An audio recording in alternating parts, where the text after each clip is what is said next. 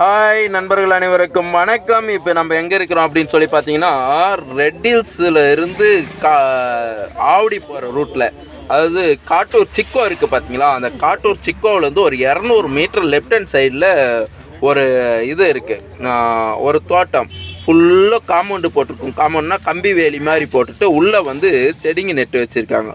செடி இல்லாது 2 லட்சத்திற்கும் மேற்பட்ட மரங்கள், விதவிதமான மரங்கள். அது வந்து செயற்கையாக ஒரு காடை உருவாக்கின்னு இருக்காங்க. ஏன்னா மரம் எல்லா இடத்துலையும் அழிச்சுன்னு வராங்க அப்படின்றதுனால அந்த இடத்துல மிகப்பெரிய ஒரு டீமே சேர்ந்து இயற்கையான மரங்கள் எல்லாம் நட்டு வச்சுக்கிறாங்க. பாருங்க நண்பர்களே, எல்லா விதமான மரமும் இருக்குது.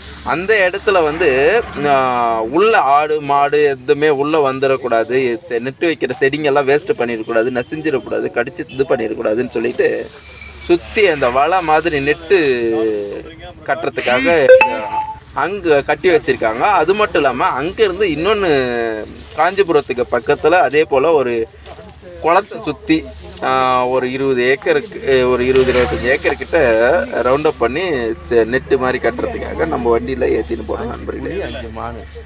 நான் கேட்டேன், அந்த இடத்துல பார்த்தீங்கன்னா ஃபுல் எல்லா விதமும் பொங்க மரம், வேப்ப மரம், அப்புறம் பார்த்தீங்கன்னா எல்லா மரமும் இருக்குது. ஒரு நாளைக்கு அதை முழுமையாக போயிட்டு வீடியோ எடுத்து போகிறேன் நண்பர்களே, நீங்கள் பாருங்கள். அதுக்கு வந்து டொனேஷன் எல்லாம் கூட பண்ணலாம். அந்த மாதிரி நீ யாருன்னா தன்னார்வலர்கள் யாருன்னா இருந்தாலே வந்து சேவை செய்யலாம், பணமும் டொனேட் பண்ணலாம் அப்படின்னு சொல்கிறாங்க நண்பர்களே. வந்து செய்யுங்க நண்பர்களே.